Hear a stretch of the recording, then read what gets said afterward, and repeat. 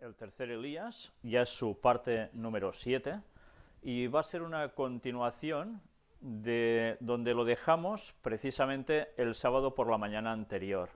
A pesar de todo, veremos que no vamos a tomar una derivación de explicación del texto bíblico. Ya sabéis que hubo bastantes cosas que dejamos como aparcadas para tratar un poco más adelante. Hoy nos vamos a ceñir más a otras cuestiones también paralelas, que básicamente serán escritos de Elena White al respecto, y que va a tener continuación por la tarde. Y después ya vamos a hacer ese análisis exhaustivo de esos puntos que nos quedaron por determinar. Pero bien, para empezar, como es habitual, vamos a hacerlo con una oración. Padre nuestro que estás en los cielos, te queremos pedir que en este sábado estés tú con nosotros, que el Espíritu Santo repose sobre nuestras mentes y nos ayudes a entender todo lo que tú nos quieres decir para este último tiempo especialmente. Ayúdanos, Señor, a que nuestras mentes se amplíen, puedan coger todos estos conceptos que tú tenías reservados para nosotros en este último tiempo. Perdona nuestros pecados, que te lo pedimos todo en el nombre de Jesús. Amén. Bien, la imagen que tenéis en pantalla sobre el tercer Elías es precisamente una imagen que es muy denotativa de la parte final, básicamente del capítulo 19, donde Elías tiene su encuentro con Eliseo, por, además, mandato divino. Pero vamos a ver precisamente cómo... Bueno, hay un problema, la imagen no cambia. Hay algo que debemos tener presente, y es que ese justo momento es vital para entender ciertas cosas, pero ya lo veremos también en su momento. Antes de iniciar este tema, quisiera una vez más mostrar aportaciones adicionales de colaboradores respecto a todo lo que hemos venido tratando hasta ahora. Y empezamos con este escrito que nos dice paralelismo de Lucas 9 con la segunda venida de Jesús. Y Lucas 9 del 28 al 30 cita: Jesús tomó a Pedro, a Juan y a Santiago, 4 personas en total, igual a 4 milenios hasta la muerte de Cristo, y subió al monte, momento de la muerte en la cruz, a orar. Mientras oraba, la apariencia de su rostro cambió, y su vestido se volvió blanco y resplandeciente, como la aurora, y así vendrá vestido como rey, después de dejar las vestiduras sacerdotales. Y aparecieron 2 varones, 2 milenios hasta la segunda venida, que hablaban con él. Eran Moisés y Elías, los que están en este momento junto a él. Y nos lo firma Benji, que por cierto lo tenemos aquí. No sé si quiere terminar de ampliar algún dato de los que aquí da, porque creo que es bastante claro ya lo que él expone. Y verdaderamente son connotaciones que debemos tener en cuenta. ¿Quieres añadir algo o...? ¿Sí? A mí me parece perfecto. Pues ya veis cómo de un mismo texto aún se pueden ir extrayendo más cosas, más paralelismos. Aquí también tenemos otro, y es de Ángel precisamente, que también está aquí. Y me escribió diciendo: Ananías, Misael y Azarías en el pozo de fuego, o en el horno de fuego. Y el cuarto era... Todos recordamos esta escena en el libro de Daniel, son los 3 amigos de Daniel, que están en ese horno de fuego. ¿Con quién más? ¿Quién es ese cuarto? Un varón que parecía, ¿a quién? A hijo de los dioses, ¿no? A Jesús era. Todos juntos resisten al fuego, como cipreses. Y sí, como cipreses ya lo vimos, ¿verdad? Y Cristo viene. Dice, yo lo vincularía más con 3000, y baja Cristo en el cuarto milenio, junto con la Nueva Jerusalén. Aunque también le puedes poner 4000 años de pecado y viene Cristo, aunque creo que la primera es más adecuada teniendo en cuenta el factor fuego, ¿no, Ángel? Nada más que añadir, ¿no? Ya me puse aquí para explicarlo. Pues perfecto. Bueno, Sí, habrá algo más. Sí. No sé si tienes micro para poderlo oír, Sí. la gente que está siguiendo. Bueno, esto de hecho no se lo envié para esto, se lo envié para otro tema de lo Sí. que estoy preparando, pero bueno, y luego ya lo volveremos a sacar relacionado con el lugar donde se construyó el arca.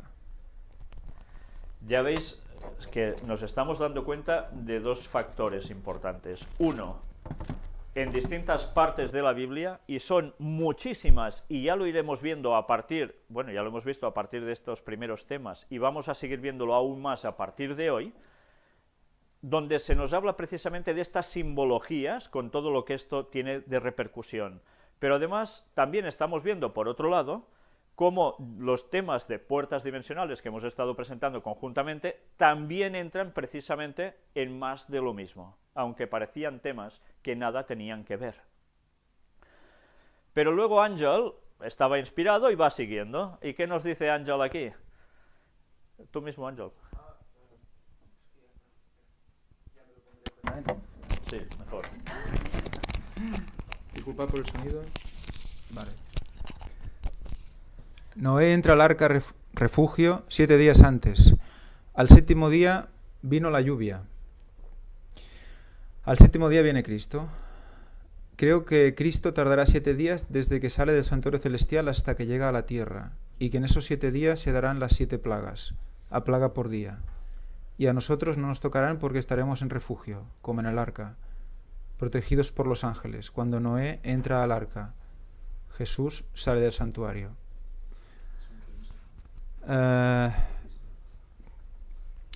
Yo esto se lo envié a nivel particular para que se discutiera, no era la intención de sacarlo a público, o sea que todo esto es una apreciación personal que se puede discutir muchísimo, pero básicamente es el hecho de que Noé entrara al arca 7 días antes, y el hecho de que Elena White dice que las plagas se dan después de que Jesús sale. Ahora veremos este escrito al cual haces tu referencia en primeros vale. escritos.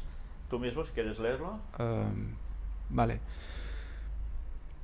Primeros escritos, las postreras plagas y el juicio. En el Congreso General de los Creyentes en la Verdad Presente, que se celebró en Sutton, Vermont, en septiembre de 1850, me fue mostrado que las 7 últimas plagas serán derramadas después que Jesús salga del santuario.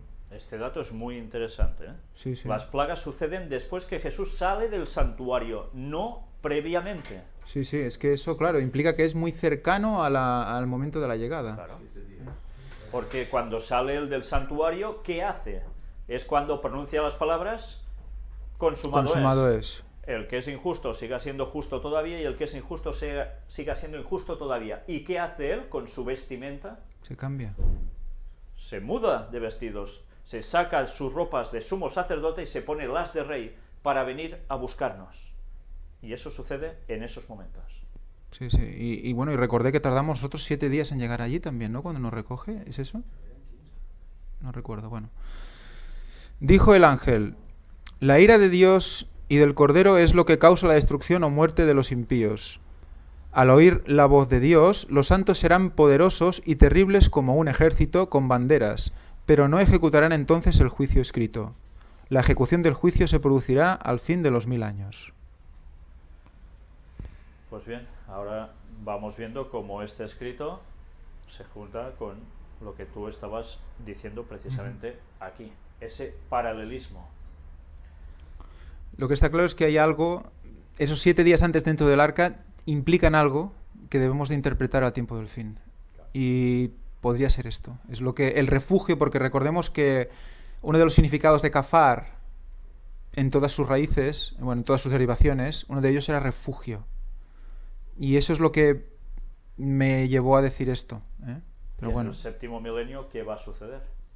Si al fin de los 6000 años, justo cuando se cumplen los 6000, viene Jesús, sucede el otro milenio, y después no vamos a estar refugiados al final de ese milenio, precisamente en la Nueva Jerusalén, cuando haya la destrucción para todo el mundo impío, incluido Satanás y sus ángeles.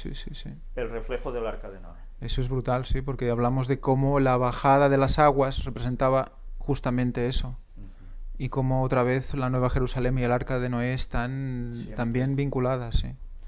Pues ya veis una vez más, ¿no?, cómo estas temáticas van totalmente paralelas. La Biblia conceptos que parecían distintos, nos estaba diciendo el mismo mensaje, con historias que parecían nada tienen que ver. Bien, aquí entramos en el texto de Primera de Reyes 19, aquí lo tenéis en pantalla. Quisiera recordaros, no os lo voy a leer, porque ya lo leímos, los podéis leer otra vez en vuestras casas si queréis. Os lo pongo aquí especialmente para que sigamos viendo que hay una cantidad de numerología puesta también en este texto, realmente interesante, y que esto también seguiremos analizando.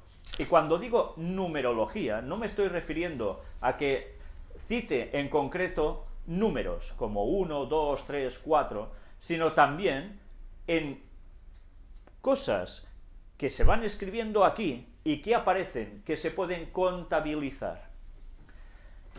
Pues bien, sobre eso hablaremos posteriormente, con más detalle, porque ahora voy a entrar en quizás una parte que diréis, bueno, ¿y qué tenía que ver una cosa con otra? Pues la verdad, esto decidí ponerlo esta noche mismo, antes de poner toda la temática por orden, cuando ya prácticamente lo tenía, porque algo me decía que ya debía mostrarlo. Hemos estado hablando cómo la referencia al tercer Elías marca la venida de Jesús, ese mensaje final de este pueblo final, pero que además todo esto va acompañado ¿de qué? De que hay un momento clave en la historia, que es precisamente ese retorno. Pues bien, como hemos ido ya mostrando distintos textos en la Biblia que nos están hablando de ese momento, que nos marca en qué milenio eso sucedería, vamos a ver una cita clave de Elena White. Ya os lo veis, os lo he puesto en unos colores llamativos y de santuario además. Extraída del Conflicto de los Siglos. Es un libro que prácticamente todo adventista tiene o debería tener, porque es triste que muchos adventistas jamás se hayan leído este libro, jamás, y además que muchos lo repudien. Precisamente esta cita clave de Elena White está en estas páginas que son muy conocidas por todos aquellos que alguna vez se han al menos ojeado este libro, porque ya en los estudios bíblicos, precisamente este diagrama que veis en la página izquierda es mostrado, es lo referente a la profecía de los 2300 días, años. Justo en estas dos páginas hay la clave que Elena White nos dejó marcada y que tantos años hemos tenido delante y no nos habíamos ni enterado. Bueno, quizás algunos sí. Os hemos remarcado aquí en azul el punto clave de lo que hay en este diagrama. Todos recordamos el esquema justo en el momento de la muerte de Jesús. Es en el año, ¿cuál? 31 de la era cristiana, del calendario que nosotros utilizamos actualmente, prácticamente en todo el mundo. En el punto número 4, que es donde hay la cruz marcada como símbolo de la muerte de Cristo en el año 31, que es a la mitad de la semana, de la última de las semanas, de las 70, que estaban determinadas sobre el pueblo judío. El punto 4 nos dice, el Mesías príncipe fue cortado a la mitad de la semana cuando fue crucificado en el año 31 de nuestra era, y cita Daniel 9:27, Mateo 27, versículos 50 y 51. Hasta aquí todos, creo que cualquier adventista esto se lo sabe de sobras, y si no se lo sabe tiene un grave problema. Pero mirad ahora la página justo que está al lado, donde tanto en la anterior como en esta, se empieza a desglosar el esquema en el cual está subdividida toda esa profecía. Y llegamos precisamente a un párrafo que creo que es el más vital, o de los más vitales, que jamás podremos leer en nuestras vidas. Y es este. Aparece aquí, lo veis ampliado aquí. A la mitad de la semana hará cesar el sacrificio y la ofrenda. En el año 31 de Jesucristo, 3 años y medio después de su bautismo, nuestro Señor fue crucificado. Con el gran sacrificio ofrecido en el Calvario, terminó aquel sistema de ofrendas que durante 4000 años había prefigurado al Cordero de Dios. El tipo se encontró con el antitipo y todos los sacrificios y oblaciones del sistema ceremonial debían cesar. No sé si lo hemos visto cuando hemos leído ahora esto. Cuando se cumplen justo 4000 años de historia con el gran sacrificio ofrecido en el Calvario, con la muerte de Jesús en la cruz, justo en el año 31, ¿en qué época era, además? ¿Qué estación del año era? Primavera, ¿de acuerdo? Se cumplieron 4000 años justo. Terminó aquel sistema de ofrendas que durante 4000 años había prefigurado al Cordero de Dios. Por tanto, no es 4000 años desde que Dios crea al hombre, sino 4000 años desde que empiezan los sacrificios. ¿Y cuando empiezan los sacrificios? ¿Qué Adán tiene que empezar a hacer? Cuando ha entrado el pecado.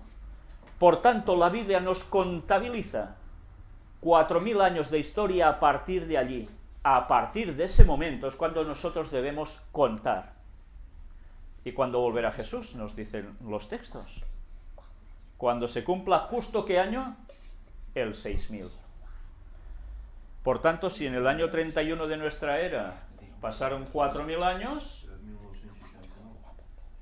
¿Cómo? 3969. ¿Puedes explicar esto? Sí, bueno, tú echas atrás el 31 hacia atrás 4000 años y llegas al 3969. No sé si lo estáis oyendo Es bien. cuando se inició el pecado. Él nos dice que en el 3969 es cuando se inicia el pecado si hacemos el cómputo atrás. Claro. Bien. Todo esto lo veremos con más detalles. Pero... Y ahora lo que nos interesa es si en el año 31 de la era cristiana, que ya sabemos que hay un desfase de unos añitos, Jesús muere en la cruz y se cumplen 4000 años de la entrada del pecado justo en ese momento, y Jesús viene justo en el año 6000, ¿cuántos años de margen hay? ¿Hace falta ser ingeniero industrial, matemático, astrofísico para saber eso? Pues bien, si esta cita no os parece lo más esencial que podéis leer en vuestras vidas prácticamente, ya me diréis qué cita es. Porque ¿qué es lo más esencial para el cristiano? Que Jesús vuelva. Y no queremos saber si faltan muchos años. ¿Cuánta gente se desespera pensando en eso? Yo ya no lo veré, quizá lo verán mis nietos o quizá lo verán no sé quién. Pues haced cálculos, porque no faltan tantos años para el regreso de Jesús. Pero vamos a ver otra cita clave de Elena White. Yo le diría la otra cita clave de Elena White. Y también, ¿dónde está? En el Conflicto de los Siglos. ¿Sabéis? Lo que ahora vamos a leer es solo una porción de lo que Elena White escribe precisamente referente al personaje central del movimiento adventista, que no fue Elena White, sino William Miller, Guillermo Miller. Y vamos a ver precisamente qué pone referente a la vida de William Miller. Mirad, leemos a partir de aquí, página 369 del Conflicto de los Siglos en los libros de tapa granate que todos conocéis. Otra clase de evidencia que afectó vitalmente mi espíritu, dice él, ¿veis? Está haciendo referencia a un escrito propio de William Miller, fue la cronología de las Santas Escrituras. Esto a él lo afectó. Encontré que los acontecimientos predichos, que se habían cumplido en lo pasado, se habían desarrollado muchas veces dentro de los límites de un tiempo determinado. Un hecho, se da una fecha y se cumple. Los 120 años hasta el diluvio, que aparece en Génesis 6.3. Dios le dice, serán los días del hombre 120 años. Y le dice eso y pasan 120 años, ¿y qué sucede? Viene el diluvio y fin del hombre. Esto él lo marcó, pero aún hay más. Los 7 días que debían precederlo con el anuncio de 40 días de lluvia, que aparece en Génesis 7:4, y de lo cual Ángel nos estaba haciendo referencia también en lo que él ha comentado. Los 400 años de la permanencia de la posteridad de Abraham en Egipto, que aparece en Génesis 13. Todo está delimitado. Los 3 días de los sueños del copero y del panadero, Génesis 40, del 12 al 20. Los 7 años de Faraón, Génesis 41, del 28 al 54, también. Los 40 años en el desierto, que aparecen en Números 14:34. Los 3 años y medio de hambre, que aparece precisamente en Primera de Reyes 17:1, que ya lo hemos tratado. También dice, véase Lucas 4:25. Los 70 años del cautiverio en Babilonia, Jeremías 25:11. Los 7 tiempos de Nabucodonosor, que aparecen en Daniel 4, del 13 al 16.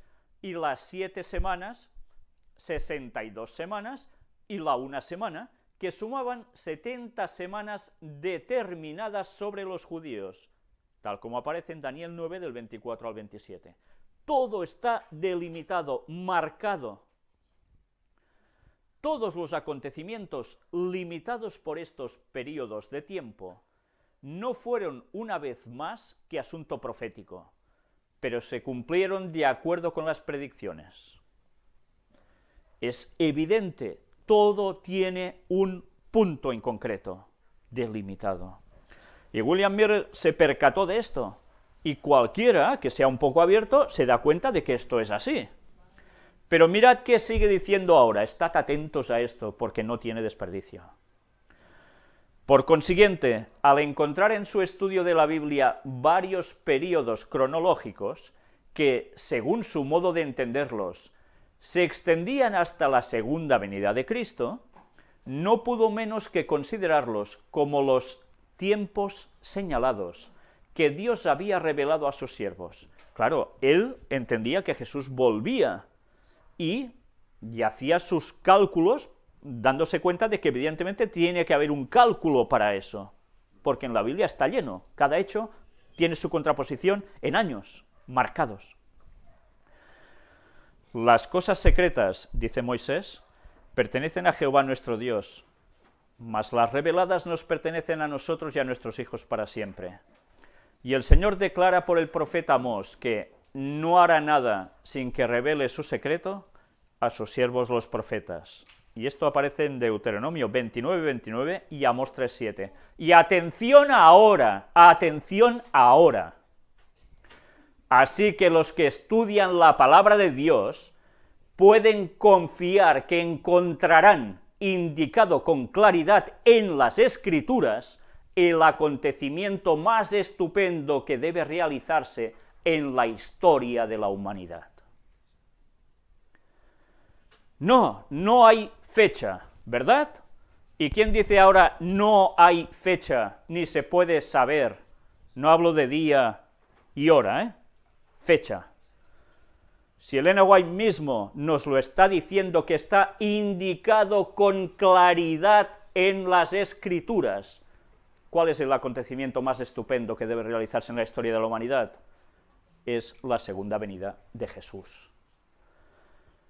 ¿Podéis seguir diciendo no hay fecha para la venida de Jesús? ¿Jamás se sabrá?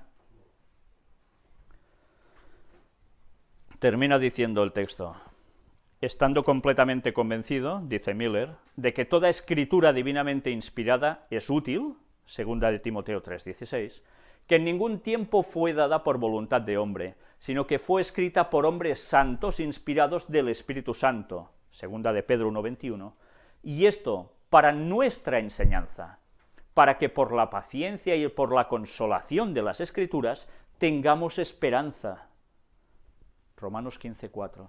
¿No tenemos esperanza ahora sabiendo lo que falta para el regreso de Jesús? Pues ya no sé qué esperanza podemos tener entonces. No pude menos que considerar las partes cronológicas de la Biblia tan pertinentes a la palabra de Dios y tan acreedoras a que las tomáramos en cuenta, como cualquiera otra parte de las Sagradas Escrituras. ¿Estaba equivocado Miller con esto, acaso? Pensé, por consiguiente, que al tratar de comprender lo que Dios en su misericordia había juzgado conveniente revelarnos, yo no tenía derecho para pasar por alto los períodos proféticos. ¿Sabéis? Elena White no recrimina en ningún momento lo que Miller hizo. No lo recrimina para nada, para nada. Y ahora nosotros, desde entonces, estamos poniendo excusas de que no se puede saber la fecha del retorno de Cristo, cuando ella misma da validez a las palabras de William Miller. ¿Y de qué modo le da la validez a la propia Biblia diciéndonoslo? Pues bien, si después de esto aún seguimos pensando no se puede saber, tenemos un grave problema de preconceptos. Preconceptos que nos van a llevar a prejuicios y van a dejarnos ignorantes respecto a la venida de Jesús. ¿Sois los mismos sabiendo el tiempo que falta para la venida de Jesús que cuando no lo sabéis? ¿Podéis ser exactamente iguales? Yo creo que no. Si somos sinceros, no podemos ser iguales, porque ahora algo nos está diciendo Jesús viene y lo vamos a ver. Si Dios no nos quita la vida por lo que sea antes, lo vamos a ver. Entonces, si nos faltan tan poco tiempo, ¿qué vamos a seguir diciendo? ¿Vamos a decir, no, estos son tonterías? ¿Vamos a rechazar la luz que Dios da a su pueblo especialmente para estos momentos? Claro que hemos de decir siempre, hemos de vivir como si fuese el último día de nuestras vidas, como si Jesús viniese hoy. Claro que sí, es evidente. Pero no coges con más fuerza aún decirle a la gente, Jesús se aproxima, no pierdas el tiempo, no son bobadas, esto sucede. No nos motiva a predicar con más fuerza y urgencia. Pues bien, una vez dicho esto, y seguiremos redundando en pruebas al respecto, y muchas, vamos a ver la simbología profética escondida en las Escrituras. ¿Sabéis? Tantas veces hablamos de las simbologías, ¿verdad? Pero ya nos estamos dando cuenta de que muchos textos que hemos leído, yo al menos 42 años, desde hace 42 años, y no me había enterado de lo que la Biblia nos estaba diciendo, y creo que a todos nos ha pasado prácticamente más de lo mismo, ahora resulta que nos damos cuenta que esos textos tenían una simbología profética escondida que no habíamos percibido y que ahora, gracias a Dios, se está mostrando. ¿Y por qué creéis que ahora se muestra? Porque ahora lo necesitamos. Porque ahora necesitamos esas evidencias y dar esas pruebas. ¿Al mundo? Sí. ¿Pero también a quién?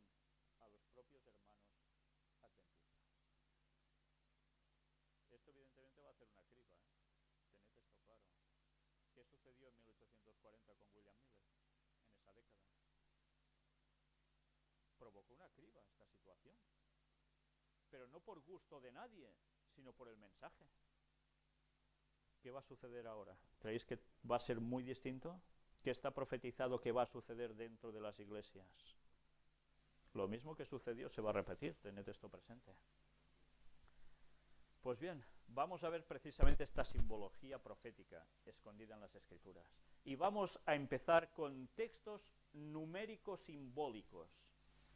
Hemos visto que no todo es profecía porque pone 1, 2, 3 o 4 y ya está, o no todo es profecía porque esto es eso y ya está, sino que sencillamente ya hemos visto en semanas anteriores, tanto en puertas dimensionales como en las temáticas del tercer Elías, que hay textos que tienen esta connotación número símbolo.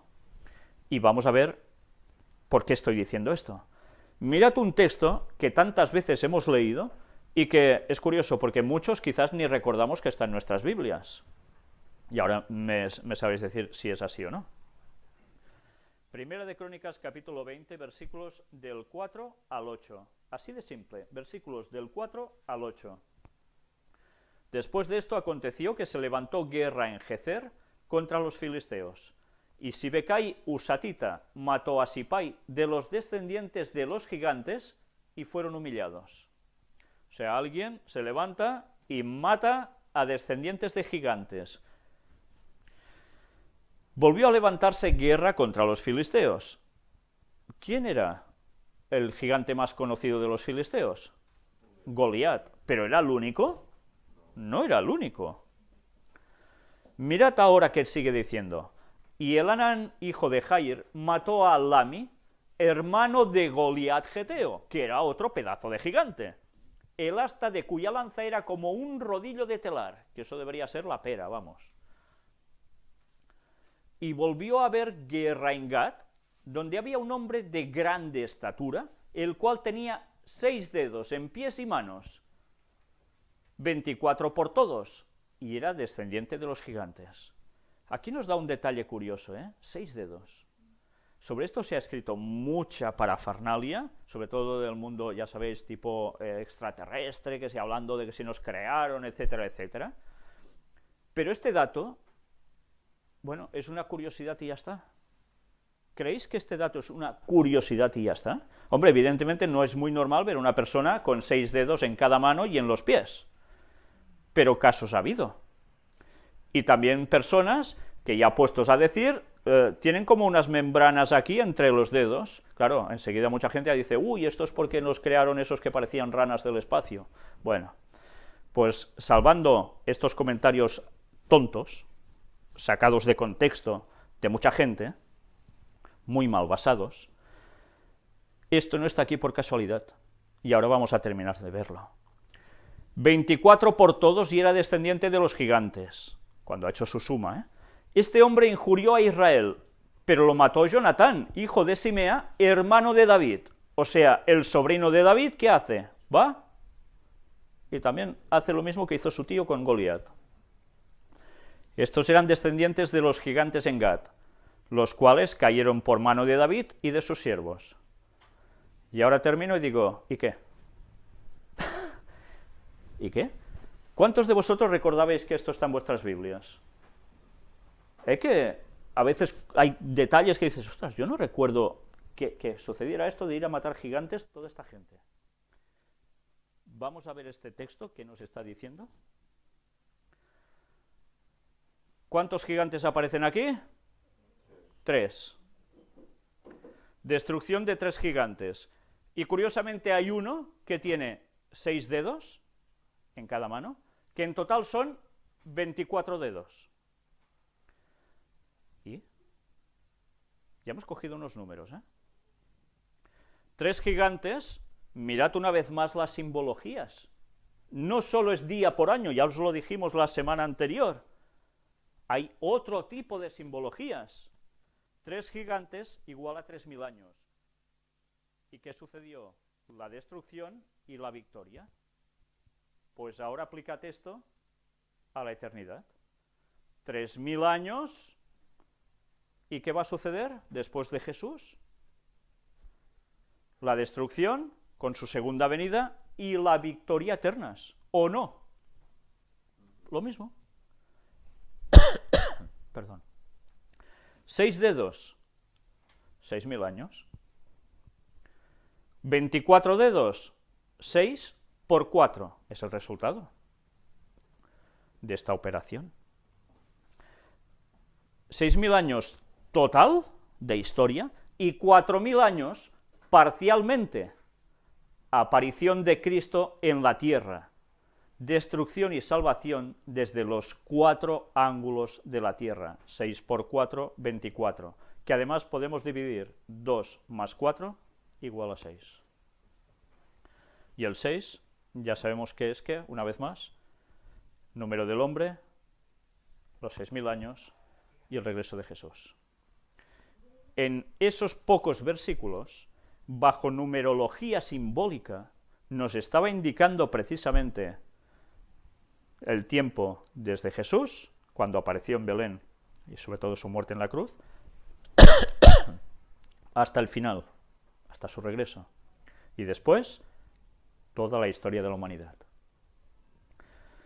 Pues bien, si esto os parece una bobada, Veremos qué cantidad de textos nos dice esto.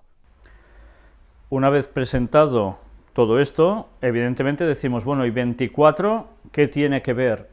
Vamos a recurrir una vez más, si me cambia la imagen, a el señor Ballinger, y mirad cómo nos vuelve a explicar más sobre cuestiones numéricas que aparecen en la Biblia.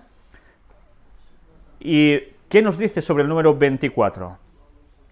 Al ser un múltiplo de 12, expresa de una manera más elevada la misma significación, como sucede con 22 de 11. 11 y 11, 22, 12 y 12, 24, es el doble. Es el número asociado con el gobierno y el culto celestial, del que la forma terrenal en Israel era solo una copia. Se nos dice que tanto Moisés como David ordenaron todas las cosas relacionadas con el culto del tabernáculo y del templo por revelación directa de Dios y como copia de las cosas celestiales. Y aquí cita todos estos textos. Y la séptuple frase, como Jehová había mandado a Moisés, da testimonio de la ordenación divina del todo. Así era con los 24 órdenes de sacerdotes en el templo terrenal. Fueron instituidos en base a las figuras de las cosas celestiales. Ya veis, 24. Una vez más, significación con el cielo. Pues bien, vamos a terminar el tema hoy aquí y vamos a proseguir por la tarde. Bien, vamos a proseguir con el tema que teníamos ya empezado esta mañana. Ahora ya no vamos a hablar precisamente sobre ciertos textos bíblicos ni ciertas citas tan elocuentes de Elena White en el sentido para si hay fecha para el retorno de Cristo. Y bueno, había un matiz que quería comentaros por si no había quedado claro. En una de las citas que os he mostrado antes sobre William Miller, que aparece en el Conflicto de los Siglos, la cita clave que he marcado en azul, recordad que esa cita no la escribió William Miller, sino que es un comentario que hace Elena White al respecto. Por eso era tan elocuente esa cita y tan clara. Pero ahora ya vamos a una parte más espiritual de lleno, que son los comentarios sobre Primera de Reyes capítulo 19, que es el que estamos tratando ahora, en estos momentos, sobre el tercer Elías. Ya hemos visto en la presentación de que el cuadro, de la imagen, representaba precisamente eso, a Elías junto a alguien más, Eliseo. Pues vamos a ver cómo Elena White, en este libro que ella también escribió al respecto, Profetas y Reyes, aparece lo que ella escribe respecto a este tema de Elías y Eliseo. Ya veis, es el capítulo 17 de este libro, haciendo referencia al capítulo 19 de Primera de Reyes, y lo tituló El llamamiento de Eliseo. Dios había ordenado a Elías que ungiese a otro hombre para que fuese profeta en su lugar. Le había dicho: a Eliseo, hijo de Safat, ungirás para que sea profeta en lugar de ti. Primera de Reyes 19:16. Y en obediencia a la orden, Elías se fue en busca de Eliseo. Todo esto sucede cuando Dios le ha dado también que una premisa de tener que ir a ungir a alguien. Después de ungir a dos reyes, debía ir también a ungir a su sucesor. Y entonces es cuando Elías va hacia la búsqueda de Eliseo. Mientras se dirigía hacia el norte, notaba cuán cambiado estaba el escenario en comparación con lo que había sido poco tiempo antes. Entonces la tierra estaba quemada, y no se labraban las regiones agrícolas, porque hacía 3 años y medio que no caía rocío ni lluvia. Ahora la vegetación brotaba por todos lados, como para redimir el tiempo de la sequía y del hambre. Después de esos 3 años y medio ya habían empezado a caer las lluvias y empezaba a brotar otra vez la vegetación. El padre de Eliseo era un agricultor rico, cuya familia se contaba entre los que no habían doblado la rodilla ante Baal en un tiempo de apostasía casi universal. En su casa se honraba a Dios y la obediencia a la fe del antiguo Israel era la norma de la vida diaria. En tal ambiente habían transcurrido los primeros años de Eliseo, en la quietud de la vida en el campo, bajo la enseñanza de Dios y de la naturaleza, y gracias a la disciplina del trabajo útil, adquirió hábitos de sencillez y de obediencia a sus padres y a Dios que contribuyeron a hacerlo idóneo para el alto puesto que había de ocupar más tarde. Vaya lección tenemos aquí. Él venía de un linaje rico. Su padre era un agricultor rico, Eliseo. Pero además eran fieles a Dios hasta en los momentos de más adversidad de adoración a Baal.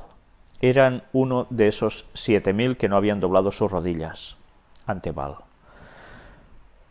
A veces pensamos que, mira, por ser rico lo más fácil es que se va a perder ya directamente. Bueno, pues puede ser rico y puede ser también un buen creyente y fiel. ¿Abraham era pobre o era rico? Era rico, y en cambio fue fiel a Dios.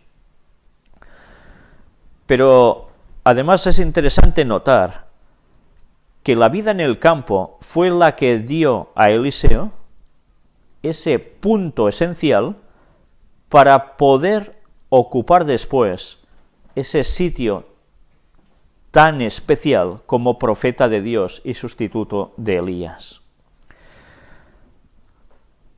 Demostró con ello, como nos decía aquí, una obediencia a sus padres, cuando en esos momentos de adoración a Baal seguramente era lo menos habitual. Ahora está sucediendo exactamente lo mismo. Es muy difícil encontrar personas que obedezcan a sus padres de un modo sencillo, cuando todo lo que se busca es siempre el uno mismo. Esto es interesante, ¿eh? Es una gran lección para ahora. Pero vamos a ver aún más cosas. Llegó el llamamiento profético a Eliseo, mientras que, con los criados de su padre, estaba arando en el campo. Era rico, pero él estaba ocupado. Se había dedicado al trabajo que tenía más a mano. Poseía capacidad para ser dirigente entre los hombres y la mansedumbre de quien está dispuesto a servir. No es una faceta nada fácil, precisamente, de ver en muchas personas. Tener capacidad de ser dirigente y ser manso, dispuesto a servir. Si esto fuera la moda entre el mundo político, qué bien iríamos. Pero hay alguien que curiosamente está adoptando esto de un modo público, y es el Papa. Al menos es toda la apariencia. Ante esto, ¿quién puede decir que eso es malo? Pero eso es algo que todos deberíamos hacer de corazón, no con fingimientos. Y estar siempre que podamos atareados. Dotado de un espíritu tranquilo y amable, era sin embargo enérgico y firme.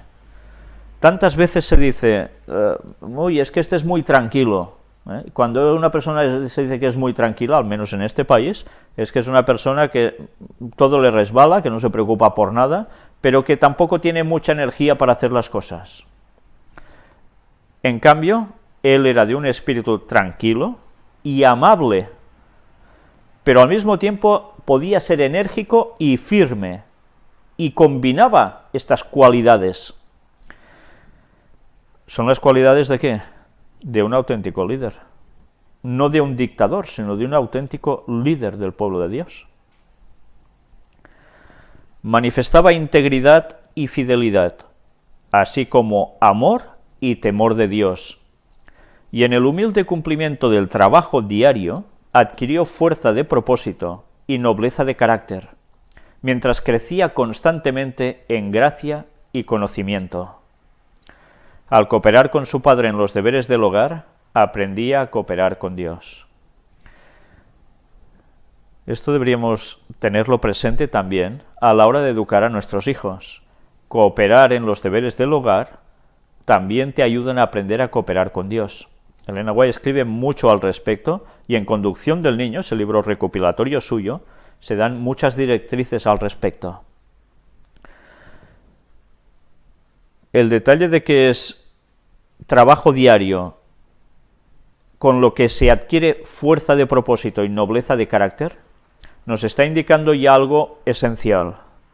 Y es que en estos tiempos en los que estamos viviendo, en que tanta gente está sin trabajo, al menos en nuestra zona,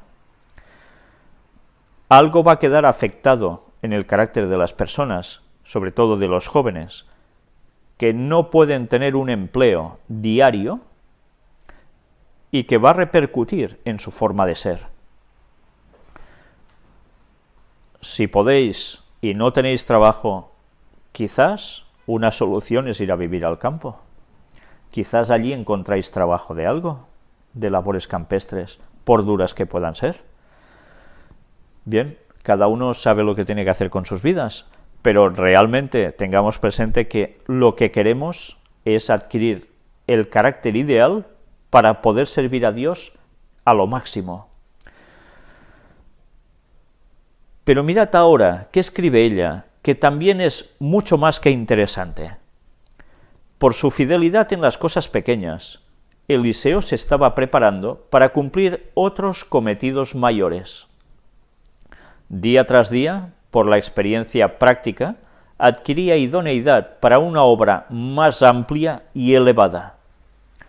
Aprendía a servir, y al aprender esto, aprendía también a dar instrucciones y a dirigir. Esto encierra una lección para todos. Nadie puede saber lo que Dios se propone lograr con sus disciplinas, pero todos pueden estar seguros de que la fidelidad en las cosas pequeñas es evidencia de idoneidad para llevar responsabilidades mayores.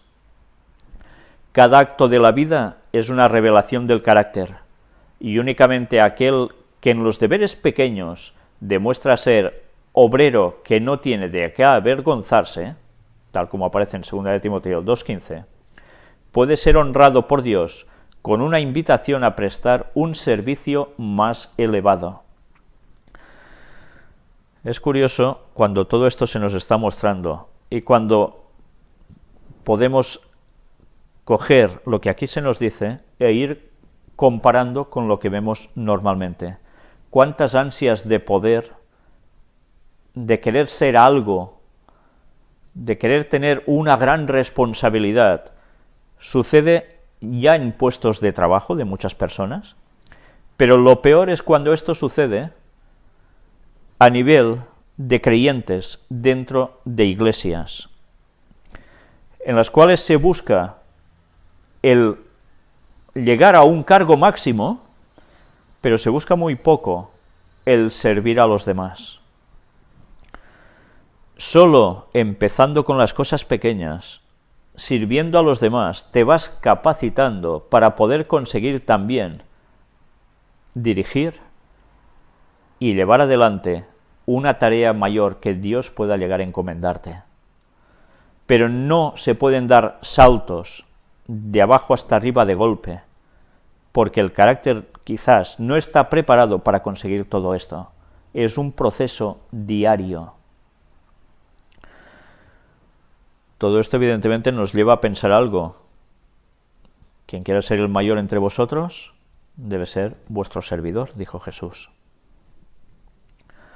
El que considera que no tiene importancia la manera en que cumple las tareas más pequeñas, demuestra que no está preparado para un puesto de más honra. Puede considerarse muy competente para encargarse de los deberes mayores, pero Dios mira más hondo que la superficie. Después de la prueba, queda escrita esta sentencia contra él: pesado has sido en balanza y fuiste hallado falto. Su infidelidad reacciona sobre él mismo. No obtiene la gracia, el poder, la fuerza de carácter que se reciben por una entrega sin reservas.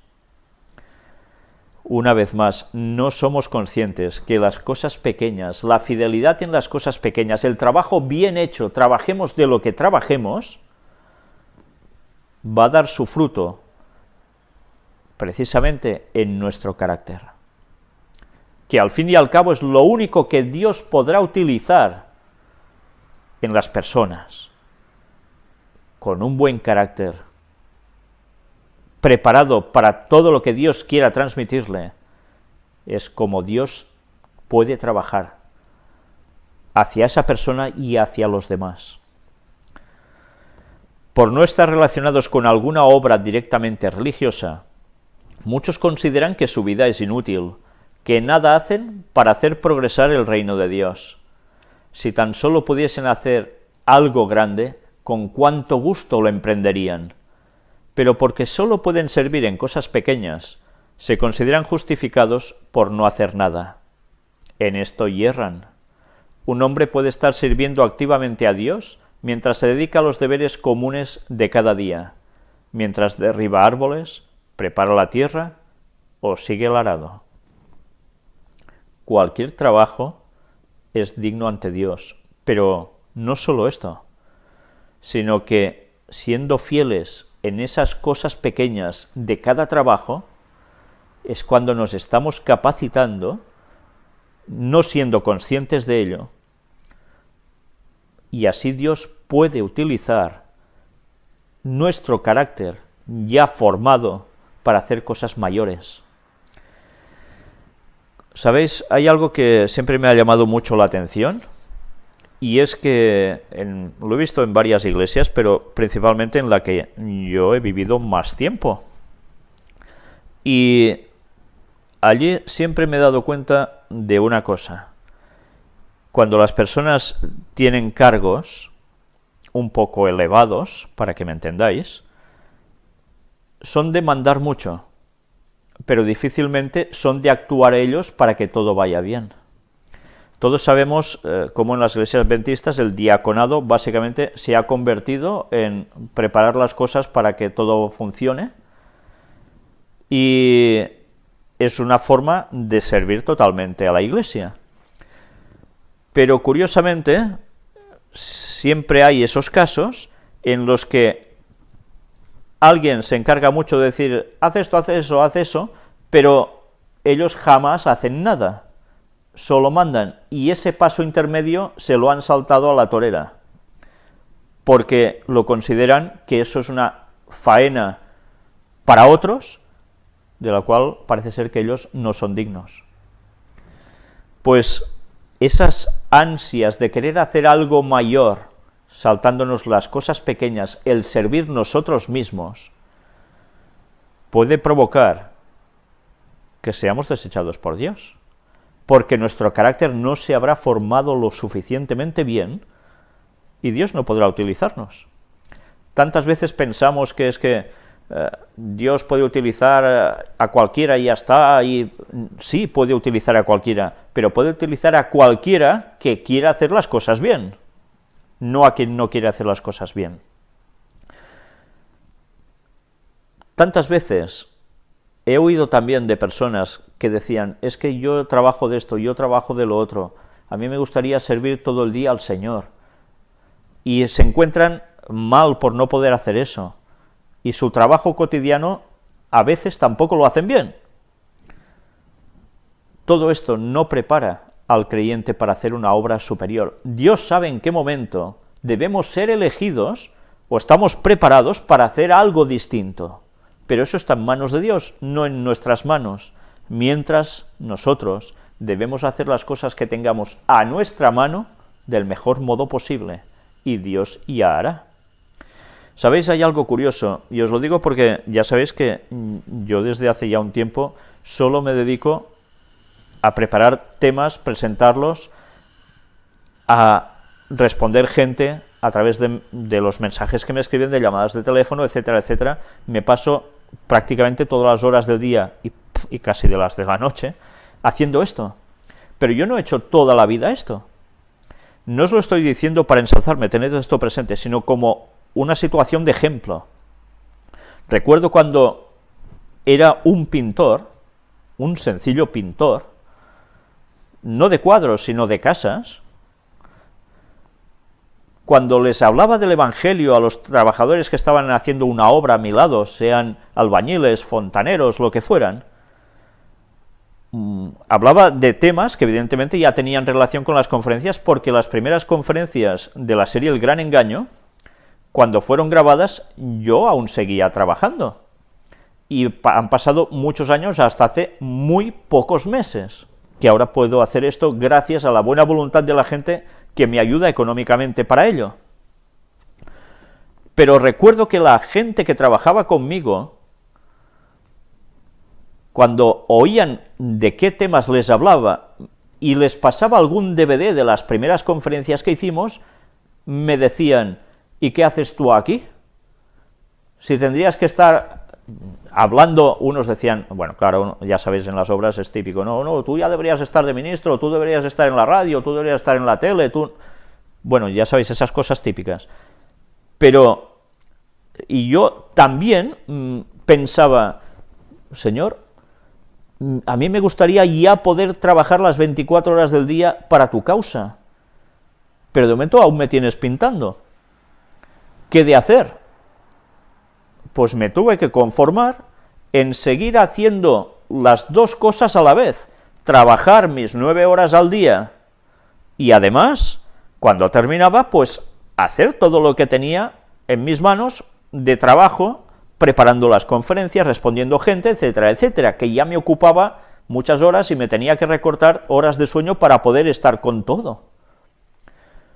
Pero llegó un momento en que Dios mismo me lo puso todo en bandeja para cambiar de vida.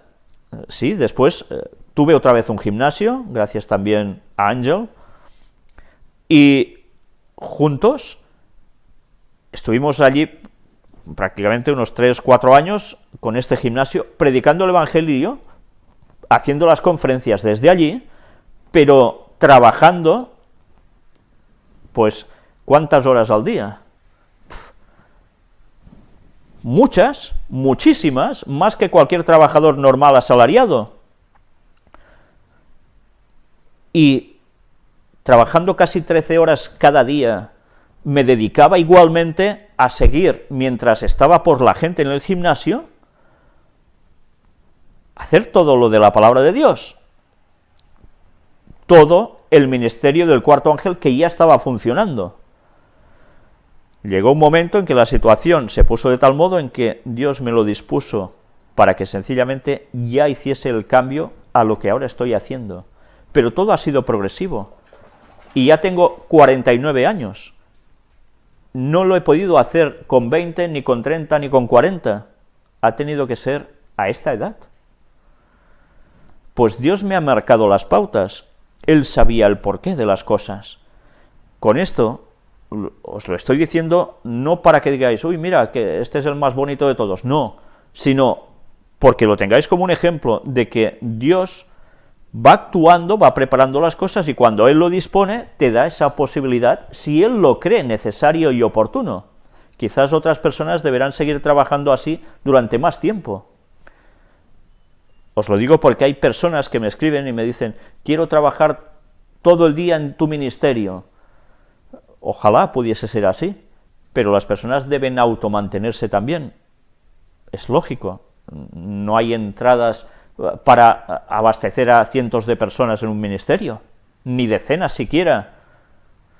Entonces, pongámonos en manos de Dios, trabajemos continuamente para su obra tanto como podamos, pero no dejemos nuestras labores cotidianas, que son las que nos van a preparar para que cuando Dios quiera, podamos hacer esa función, si Él nos llama a eso, porque no todo el mundo está llamado a eso. Pero todos estos trabajos cotidianos, sean los que sean, que a veces son despreciados o mal vistos por otra gente que está mejor situada, no son los únicos trabajos que Dios utiliza para formar caracteres. Mirad también qué dice respecto a cuestiones del hogar. La madre que educa a sus hijos para Cristo está tan ciertamente trabajando para Dios como el ministro en el púlpito. Y tantas veces ahora esto está quedándose al margen, totalmente de lado. ¿Cuántas madres son conscientes, madres adventistas, de que están trabajando para Cristo al educar a sus hijos, tanto como el ministro desde el púlpito? Pues ya veis qué importancia tiene para Dios que las madres hagan la función de madre por encima de todo, y a veces teniéndose que ajustar mucho el cinturón para poder conseguir, sobre todo eso, que las madres se dediquen a ser madres por encima de todo, no lo que la sociedad está intentando hacer de ellas, que ya sabemos quién está detrás de mover ciertas formas de vida en la sociedad, ¿verdad? Muchos sienten el anhelo de poseer algún talento especial con que hacer una obra maravillosa, mientras pierden de vista los deberes que tienen a mano, cuyo cumplimiento llenaría la vida de fragancia. Ejecuten los padres los deberes que se encuentran directamente en su camino. El éxito no depende tanto del talento como de la energía y de la buena voluntad. Esto es muy interesante. El éxito no depende tanto del talento como de la energía y de la buena voluntad. No es la posesión de talentos magníficos lo que nos habilita para prestar un servicio aceptable, sino el cumplimiento concienzudo de los deberes diarios, el espíritu contento, el interés sincero y sin afectación por el bienestar de los demás. En la suerte más humilde puede hallarse verdadera excelencia. Las tareas más comunes, realizadas con una fidelidad impregnada de amor, son hermosas a la vista de Dios. ¿Recordáis a Jesús qué hizo hasta los 30 años? Era carpintero. ¿Y no era Jesús el hombre ideal para hacer su trabajo público ya desde joven? Por supuesto, mucho más que cualquiera de nosotros. Y en cambio, hasta los 30 años, Dios lo tuvo trabajando de carpintero. Toda una lección para nosotros. Cuando Elías, divinamente dirigido en la búsqueda de un sucesor, pasó al lado del campo en el cual Eliseo estaba arando, echó sobre los hombros del joven el manto de la consagración. Durante el hambre, la familia de Safat se había familiarizado con la obra y la misión de Elías, y ahora el Espíritu de Dios impresionó el corazón de Eliseo acerca de lo que significaba el acto del profeta. Era para él la señal de que Dios le llamaba a ser sucesor de Elías. Esa escena, de esa imagen, ese dibujo que nos hemos puesto al principio, de cuando pasa Elías por delante de Eliseo y le echa el manto encima suyo, Eliseo sabía de sobras qué significaba ese acto. No era para fastidiarlo, para que taparle la cara y no viese nada, no. Él sabía que el significado de un manto puesto sobre otra persona era darle el qué. Pues lo mismo que él estaba haciendo. ¿Qué hacía un rey? Tenía su capa. Si se la daba a otro, ¿qué quería decir? Pues que el reino se lo estaba cediendo al otro, para que también reinara. En este caso era cuestión de profetas. Él sabía que Dios lo estaba llamando para ser el sucesor de Elías.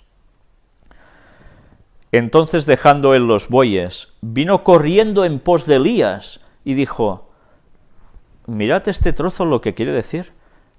Cuando Elías le tira el manto pasando por delante de él, ¿automáticamente suelta el arado y ya va andando junto a él? No. Dice que tiene que correr en pos de Elías. ¿Qué significa esto?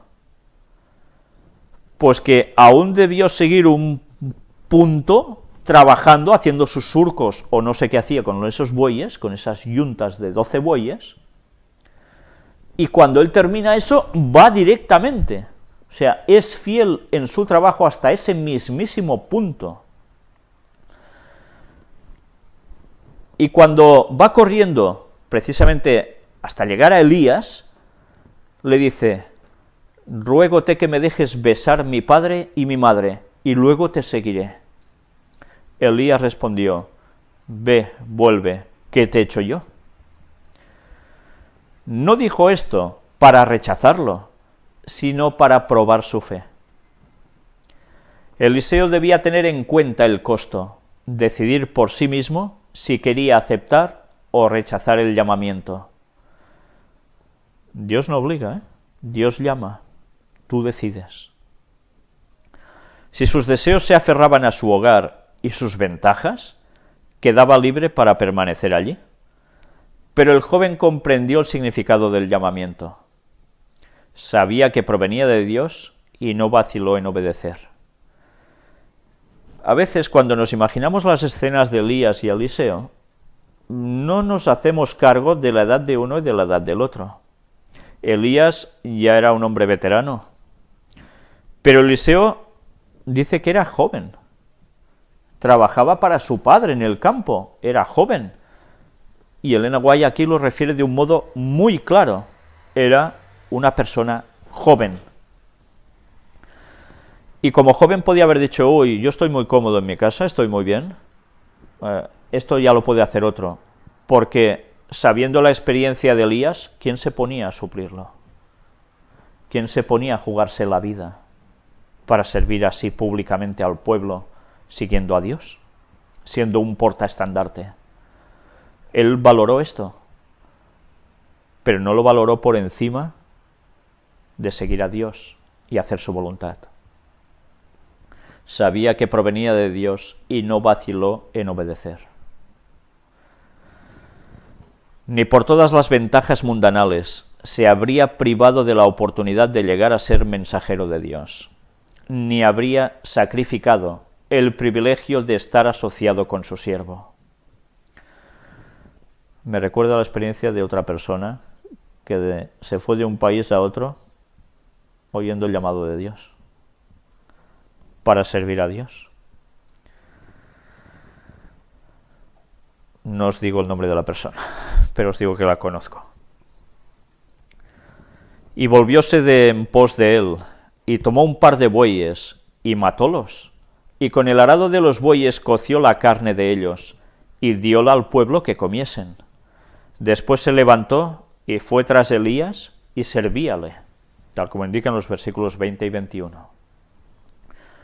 Sin vacilación, abandonó un hogar donde se le amaba, para acompañar al profeta en su vida incierta. Impresionante, ¿eh? Que una persona joven haga esto. Realmente impresionante. Sabiendo lo que se estaba jugando. Si Eliseo hubiese preguntado a Elías qué se esperaba de él, cuál iba a ser su trabajo, se le habría contestado: Dios lo sabe, Él te lo hará saber. Si confías en el Señor, Él responderá a cada una de tus preguntas. Puedes acompañarme si tienes evidencias de que Dios te ha llamado. Debes saber por ti mismo que Dios me apoya y que lo que oyes es su voz. Si puedes considerarlo todo como escorias a fin de obtener el favor de Dios, ven. Este llamamiento se parecía al que recibió la respuesta dada por Cristo al joven rico que le preguntó: ¿qué bien haré para tener la vida eterna? Cristo contestó: si quieres ser perfecto, anda, vende lo que tienes y dalo a los pobres, y tendrás tesoro en el cielo, y ven y sígueme. Todos conocemos estas palabras del capítulo 19 de Mateo, ¿verdad? Eliseo aceptó el llamamiento a servir, y no miró atrás a los placeres y comodidades que dejaba. El joven rico, al oír las palabras del Salvador, se fue triste, porque tenía muchas posesiones, dice el texto. No estaba dispuesto a hacer el sacrificio pedido. El amor que sentía por sus bienes era mayor que su amor por Dios, o su amor a Dios. Al negarse a renunciar a todo por Cristo, demostró que era indigno de servir al Maestro. La invitación a ponerlo todo sobre el altar del servicio le llega a cada uno. No se nos pide a todos que sirvamos como sirvió Eliseo, ni somos todos invitados a vender cuanto tenemos, pero Dios nos pide que demos a su servicio el primer lugar en nuestra vida, que no dejemos transcurrir un día sin hacer algo que haga progresar su obra en la tierra. Él no espera de todos la misma clase de servicio. Uno puede ser llamado al ministerio en una tierra extraña. A otro se le pedirá tal vez que dé de sus recursos para sostener la obra del Evangelio. Dios acepta la ofrenda de cada uno. Lo que resulta necesario es la consagración de la vida y de todos sus intereses. Los que hagan esta consagración oirán el llamamiento celestial y le obedecerán.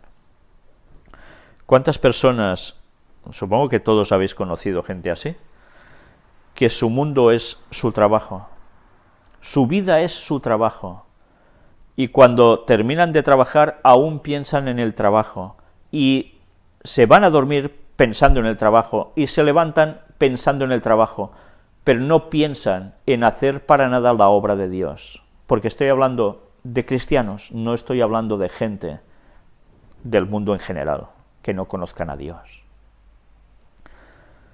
Debemos tener un propósito en esta vida, y es vivir para dar el Evangelio a los demás, para dar el mensaje de salvación a alguien que lo está necesitando ahí fuera. No estamos aquí para hacernos ricos, ni estamos aquí para disfrutar, como dice la gente, de la vida y ya está. A cada uno de los que lleguen a participar de su gracia, el Señor indica una obra que ha de hacer en favor de los demás. Individualmente debemos levantarnos y decir: heme aquí, envíame a mí. Sea que uno sirva como ministro de la palabra o como médico, o como negociante o agricultor, profesional o mecánico, la responsabilidad descansa sobre él. Su obra es revelar a otros el evangelio de su salvación. Cada empresa a la cual se dedique debe ser un medio hacia este fin.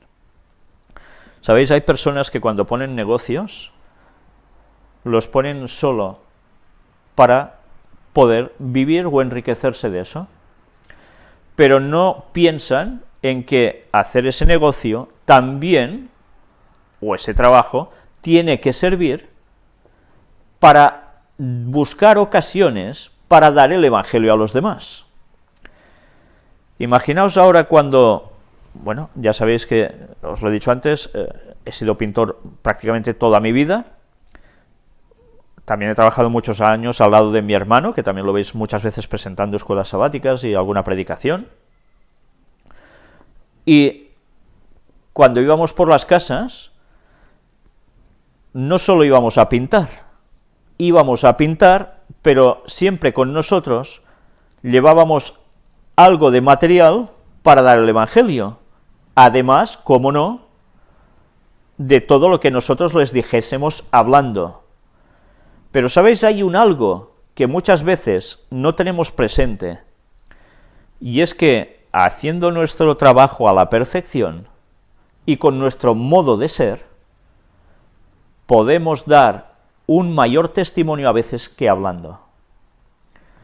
Si muchas veces pudimos tener ocasión de dar testimonio, es porque los trabajos que hacíamos, los hacíamos como si fueran para Dios y no para los hombres. Y la gente esto lo veía, lo valoraba, porque ven cómo suelen trabajar los demás, y veían que éramos distintos. Incluso recuerdo esos comentarios de gente: es que no parecéis pintores. Imaginaos qué imagen dan la mayoría de pintores, tristemente. Pero ya con eso estás dando, estés donde estés, tu testimonio de que tú eres cristiano. Y eso abre en las personas su mente para que puedas llegar mucho mejor con el Evangelio hacia ellos.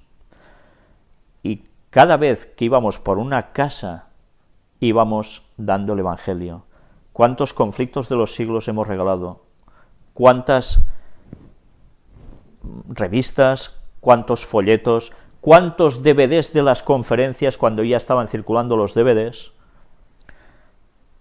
Y todo esto, ¿con qué fin? Para dar el Evangelio. El negocio es, desde luego, imprescindible, trabajar para vivir, pero debemos tener claro que nuestro objetivo es utilizar nuestro trabajo también para dar el Evangelio. Es cierto que aquí también dice que algunos no podrán hacer un gran trabajo misionero por circunstancias, pero en cambio podrán dar de su dinero para que la obra avance. Pero esto tampoco les exime de hacer cada día su labor hacia los demás. No por dar ofrendas, dar diezmos, quedamos exentos de predicar el Evangelio a los demás. Todos estamos en el mismo carro. Lo que al principio se requería de Eliseo no era una obra grande, pues los deberes comunes seguían constituyendo su disciplina. Se dice que derramaba agua sobre las manos de Elías, su maestro. Estaba dispuesto a hacer cualquier cosa que el Señor indicase, y a cada paso aprendía lecciones de humildad y servicio. Eliseo podría decir, bueno, Dios te ha enviado para ungirme a mí por profeta, por tanto ahora que te sirva tu padre. ¿Entendéis? ¿Por qué yo te he de tirar agua a ti a las manos para lavarte? Si ahora yo he de sustituirte. Somos iguales. No, jamás dijo esto Eliseo. Eliseo estuvo al lado aprendiendo, capacitándose, sirviendo, y así se estaba preparando en carácter y en todo para hacer la gran labor que después iba a hacer. Como ayudante personal del profeta, continuó demostrándole fiel en las cosas pequeñas, mientras que con un propósito que se iba fortaleciendo con el transcurso de cada día, se dedicaba a la misión que Dios le había señalado. La vida de Eliseo, después que se unió a Elías, no fue exenta de tentaciones. Tuvo él muchas pruebas, pero en toda emergencia confió en Dios. Estuvo tentado a recordar el hogar que había dejado, pero no prestó atención a esto. Puede suceder, ¿verdad? Dios llama a gente a otros lugares y enseguida que llega la melancolía. Y la melancolía puede hacer que una persona se hunda. ¿Podía haber hecho esto? ¿Podía haber dicho, estaba bien allí, me vuelvo? Pero ¿él qué hizo? ¿Se autocompareció a sí mismo? No tuvo autocompasión. Él tiró adelante porque sabía que es a lo que había sido llamado, y Dios ya le daría todo lo necesario, incluso en su interior, porque hay cosas que no es cuestión ni de dinero, ni de bienes, ni de nada más, es cuestión de nuestro interior, cómo nos sentimos. Dios lo llenó en todo y le ayudó a soportar el haber dejado ese hogar que tanto amaba junto a los suyos. Habiendo puesto la mano al arado, estaba resuelto a no volver atrás, y a través de pruebas y tentaciones demostró que era fiel a su cometido. Esto es una lección campestre también. Había puesto la mano al arado. ¿Sabéis? Para hacer los surcos, ¿qué hacen? Miran en una dirección fija para hacer el surco recto y van, siguiendo hasta ese punto. Y nada los detiene. Y esto que parece una solemne tontería, es algo que edificó su carácter.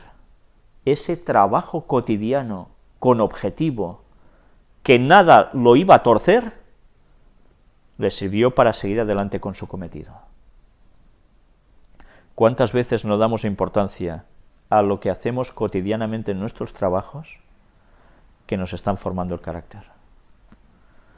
¿Qué hubiese pasado si él hubiese tenido por costumbre, voy tirando del arado, me canso porque da el sol, aquí lo dejo, me tumbo un rato, el buey que vaya tirando para acá y para allá haciendo lo que quiera, y después cuando me vaya bien me vuelvo a coger del arado. Mirad si es importante cada detalle de lo que hacemos.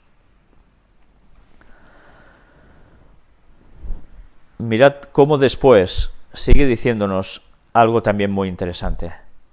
El ministerio abarca mucho más que la predicación de la palabra. Significa preparar a los jóvenes como Elías preparó a Eliseo. Es decir, arrancarles de sus deberes comunes para asignarles en la obra de Dios responsabilidades que serán pequeñas al principio, pero que aumentarán a medida que ellos adquieran fuerza y experiencia. ¿Sabéis? Esto también me recuerda a la iglesia que siempre he asistido toda mi vida, hasta hace, lamentablemente, unos pocos años, por situaciones que ya sabéis. Pero recuerdo que quien dirigía esa iglesia lo tendré siempre en muy alta estima, porque esa persona que ya falleció, recuerdo que siempre cuando una persona entraba nueva a la iglesia, intentaba, sobre todo si era joven, el caso, intentaba que fuera adquiriendo, primero aprendiendo un poquito, y a la mínima ya intentar darle algo de un poco de cargo de importancia, algún cometido, que aunque no fuera mucho, era un primer paso. Y poco a poco, a medida que esa persona joven iba madurando, le daba, junto evidentemente a la junta de iglesia, como no, le iban dando esos pequeños cargos que iban cada vez a más responsabilidad. Y así iba preparando a las personas hasta llegar el punto en que esas personas también llegaban a ser, pues, máximos responsables en esa iglesia. Recuerdo que con mi hermano y conmigo hicieron lo mismo. En ese entonces nosotros éramos una iglesia pequeñísima, no sé si éramos 12 personas como mucho. Y, bueno, el más jovencito era yo, que entré con 7 años, no había ningún otro niño en esa iglesia, me pasé así años solo, a excepción de una pequeña temporada que vino otro muchachito, pero se fue, era de Sevilla precisamente. Y recuerdo que precisamente el modo en que llegaba uno a dar el evangelio, a prepararlo para predicar, no era el primer día, toma, sube a un púlpito y habla, que evidentemente eso hubiese sido una payasada total, sino que cuando iba viendo que ya había un proceso y esa persona debía dar un saltito más, le ofrecía alguna reunión de viernes por la tarde para que se preparara un tema y empezase a exponerlo. Quizás en un principio no solo, conjuntamente con alguien más, con un poco más de preparación que esa persona, joven. Y conmigo recuerdo que hizo precisamente esto. Y recordaré que la primera predicación de viernes que di era con 12 años, cuando me bauticé, y me hizo preparar un tema, y a mi lado estaba mi hermano, que claro, era mayor que yo 6 años, y evidentemente, pues supongo que había aprendido más que yo. Y era pues ese tipo de reuniones que tenían que ir formándome también para poder hablar en público. Y después, eso se fue acrecentando, pues presentando clases de escuela sabática, y ya finalmente, como no, dando sermones, cultos, predicaciones. Después ya, conferencias, todo lo que ha venido después. Si no hubiese habido una preparación previa, buscando a esos jóvenes, en este caso yo mismo, para ir cultivándome, para poder hacer algo más abiertamente, y quizás de un ámbito más externo, no tan interno de una pequeña iglesia, pues si no hubiese sido por todo este proceso, quizás hubiese sido imposible hacer estas conferencias y todas estas temáticas y predicaciones. Tengamos presente esto. Los jóvenes, además, los niños de ahora y jóvenes, son los que van a terminar la obra, porque ya habéis visto esta mañana qué poco tiempo nos queda para el retorno de Jesús. Debemos preparar a nuestros jóvenes para que no estén por bobadas, que sigan siendo jóvenes, pero jóvenes sabiendo lo que creen y para qué van a servir. Dios los quiere utilizar, pero pide de nosotros que trabajemos en ellos para que ellos puedan ser los portaestandartes en el momento final. Quizás a nuestro lado, pero debemos prepararlos. Esto no son cosas banales, son cosas importantes. La iglesia o el grupo que se reúne cristiano y no está por sus jóvenes, preparándolos para dar testimonio, no es iglesia ni es nada.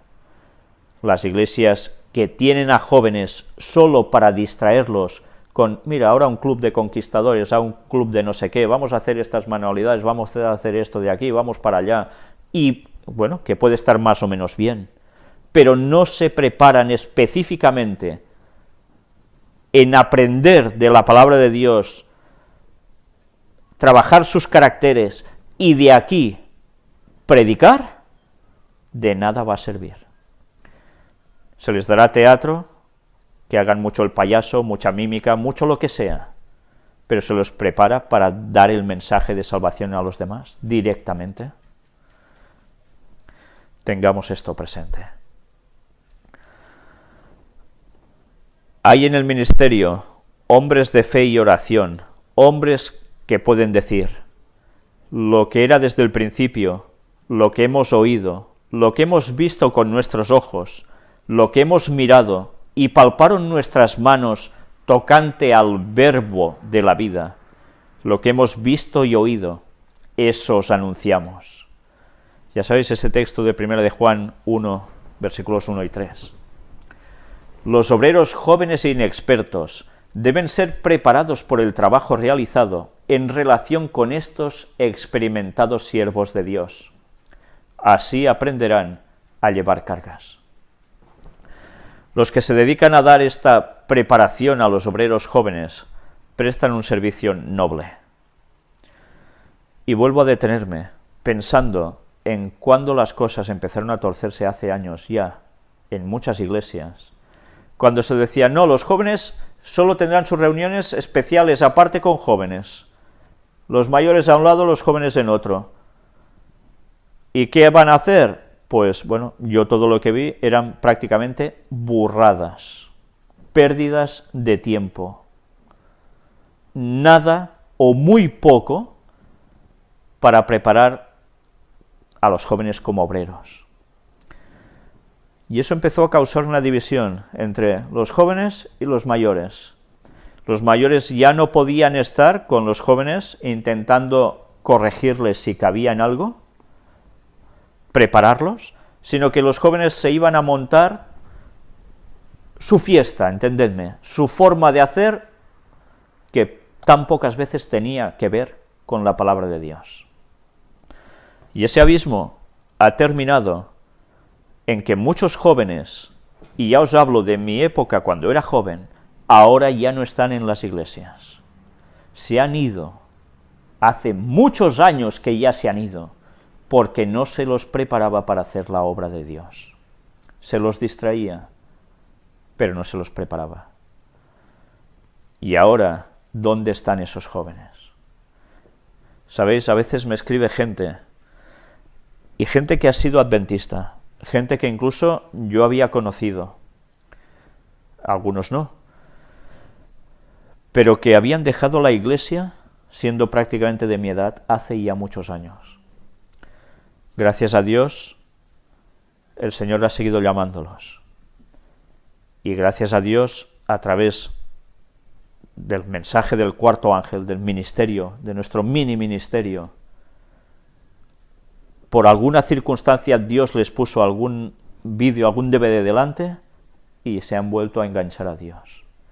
Y esos testimonios a mí son los que más me conmueven, porque quiero decir que aunque muchos se hayan ido, algo hay aún en ellos que puede ser utilizado y despertado por Dios para que regresen. No todo está perdido. A estos también debemos buscar.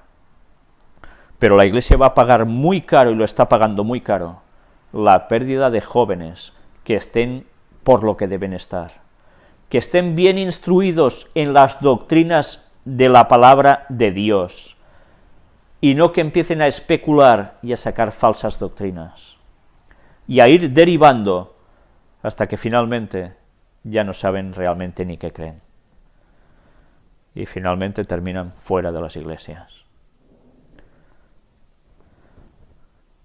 Recordemos, a los jóvenes hay que prepararlos, no distraerlos. El Señor mismo coopera con sus esfuerzos, y los jóvenes a quienes se dirigieron las palabras de consagración y se otorga el privilegio de asociarse con obreros fervorosos y piadosos, deben aprovechar en todo lo posible sus oportunidades. Dios los honró al elegirlos para servirle, y al colocarlos donde pueden adquirir mayor idoneidad para Él, deben ser humildes, fieles y obedientes, y dispuestos a sacrificarse. Si se someten a la disciplina de Dios, ejecutando sus instrucciones y eligiendo a sus siervos como sus consejeros, se desarrollarán en hombres justos, de principios elevados, firmes, a quienes Dios pueda confiar responsabilidades. Y he de contaros también la experiencia que estamos viviendo, ver cómo Dios está acercándonos a nosotros, justo aquí, a gente joven, que recibe el mensaje por los modos más diversos que Dios utiliza y los pone en contacto directo con nosotros. Y estos jóvenes que podían estar llevando una vida disipada como cualquier otro mundano, resulta que vienen con este espíritu, esta disposición a querer aprender para poder servir más a los demás. Yo doy gracias a Dios porque estoy viviendo esto de un modo directo, y no ni con uno ni con dos, sino con bastantes. Gracias a Dios. El Señor está levantando ya a gente joven para hacer su obra, y gente con una capacidad extraordinaria como yo jamás había visto. Esto no sucedía antes. Antes había un proceso de maduración de años. Ahora estos jóvenes que entran con una fuerza y con un conocimiento en tan poco tiempo adquirido y una forma de ser que realmente no me extraña que Dios los coja y los esté utilizando ya para dar el mensaje a los demás. ¡Qué milagro estamos viendo! Y ahora empiezo a ver cómo las palabras de Joel, del libro de Joel, que hablaba de vuestros jóvenes, que van a hacer el qué, los ancianos y los jóvenes, visiones, sueños, profetizar, van a profetizar, van a predicar, y ya están haciéndolo, y aún lo harán más, porque Dios los va a utilizar más hasta el fin del tiempo. A veces esperamos el derramamiento del Espíritu Santo. ¿Cuándo será? ¿Cuándo será? Sí, ya está pasando y quizás ni lo estamos percibiendo a nuestro alrededor, porque nosotros no estamos por lo que debemos estar. Ojalá en las iglesias se enteraran de esto, ojalá. Luego nos sigue diciendo, si encuentro donde me he quedado, que me he perdido. Dios los honró al elegirlos para servirle y al colocarlos donde pueden adquirir mayor idoneidad para Él. Deben ser humildes, fieles y obedientes y dispuestos a sacrificarse. Recordemos siempre esto, dispuestos a sacrificarse. Si se someten a la disciplina de Dios, ejecutando sus instrucciones y eligiendo a sus siervos como sus consejeros, se desarrollarán en hombres justos, de principios elevados, firmes a quienes Dios pueda confiar responsabilidades. Recordemos estas dos frases que antes os había leído, porque en el momento en que estos jóvenes estén dispuestos a esto, nadie los va a poder parar. Y el fin vendrá, porque el Evangelio va a llegar a todas partes con la fuerza de esta juventud. Mientras se proclame el Evangelio en toda su pureza, habrá hombres que serán llamados del arado y de las vocaciones comerciales comunes, que suelen embargar la mente, y se educarán al lado de hombres de experiencia. Mientras aprendan a trabajar eficazmente, proclamarán la verdad con poder. Mediante admirables manifestaciones de la providencia divina, serán eliminadas y arrojadas al mar montañas de dificultades. El mensaje que tanto significa para los moradores de la tierra será oído y comprendido. Los hombres conocerán lo que es la verdad. La obra seguirá progresando cada vez más hasta que toda la tierra haya sido amonestada, y entonces vendrá el fin. Gente que también desde sus lugares de trabajo se van a volcar totalmente para dar el Evangelio. Cambios de vida totales. Y así el Evangelio llegará a su fin. Durante varios años después del llamamiento de Eliseo, él y Elías trabajaron juntos, de modo que el hombre más joven iba adquiriendo diariamente mayor preparación para su obra. Mirad que no fue automático, no va Elías, toma a Eliseo y ya está, y uno se va y el otro se queda, sino que están varios años codo a codo compartiendo y preparándose. Elías había sido usado por Dios para destruir males gigantescos. La idolatría que, fomentada por Acab y la pagana Jezabel, había seducido a la nación, había sido detenida en forma decidida. Habían sido muertos los profetas de Baal. Todo el pueblo de Israel había quedado profundamente conmovido, y muchos volvían a adorar a Dios. Como sucesor de Elías, Eliseo debía esforzarse por guiar a Israel en sendas seguras, mediante una instrucción paciente y cuidadosa. Su trato con Elías, el mayor profeta que se conociera desde Moisés, le preparó para la obra que pronto debería hacer solo. Aquí aprendemos otra gran lección. Podemos ser preparados para hacer la obra. Quizás llega un momento en que esa obra debemos hacerla solos, apartados de los demás. Quizás llega el momento en que nosotros preparamos a otros. Quizás les llega también el momento, su momento, de ser llamados por Dios para trabajar solos en otros lugares o de otros modos. Y así, tal como sucedió con Eliseo, va a suceder también ahora. El mensaje va a ser dado a todo el mundo, porque las luces se irán difundiendo, esparciéndose por distintos lugares, brillando, abarcando el mundo entero.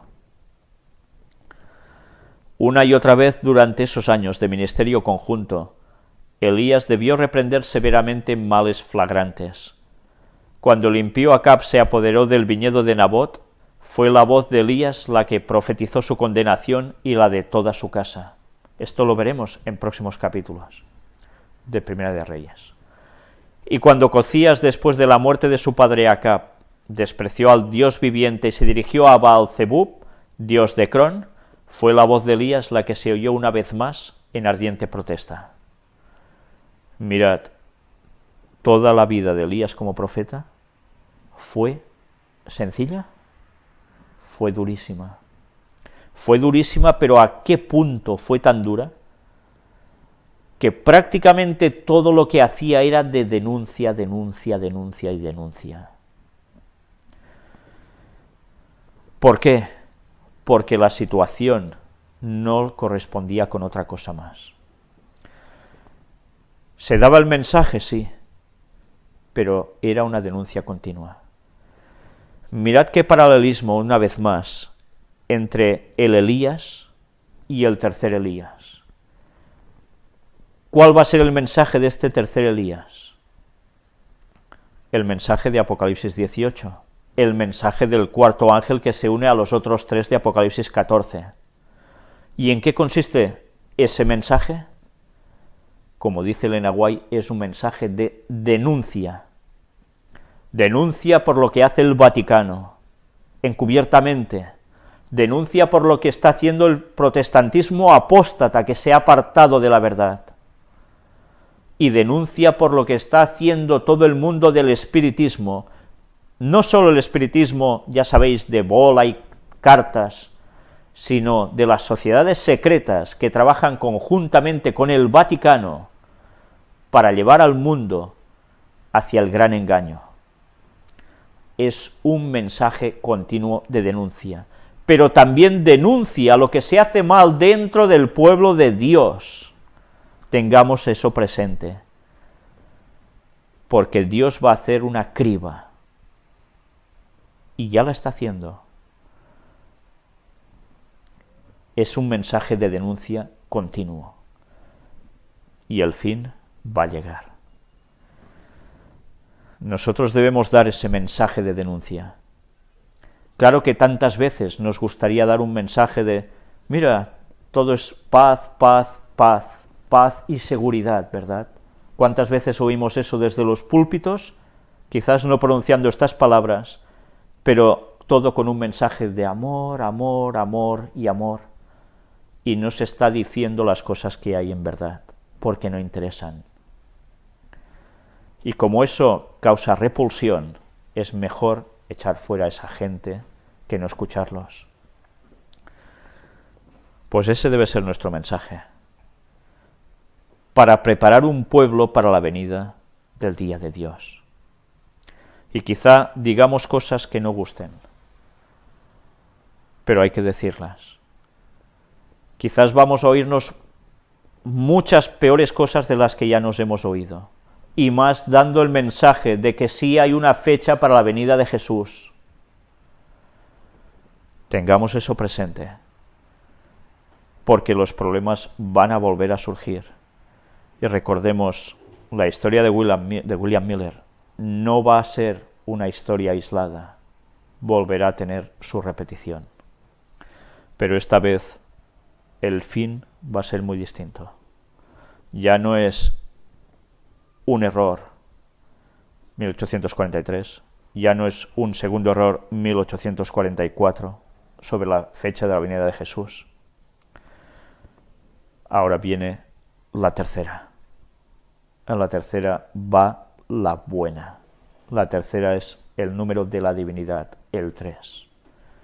Y Dios está dando una luz para que sepamos esto y no nos callemos. Hemos de preparar un pueblo para su retorno. Y hemos visto que la Biblia, los textos bíblicos en general, van llenos precisamente de anunciar el momento del retorno de Cristo. Y Elena White lo secunda. No digamos lo que no dice la palabra de Dios. Hoy vamos a dejarlo ya aquí. El resto de la lectura la trataremos en el próximo sábado, si Dios quiere, en la continuación ya número 8 del tercer Elías.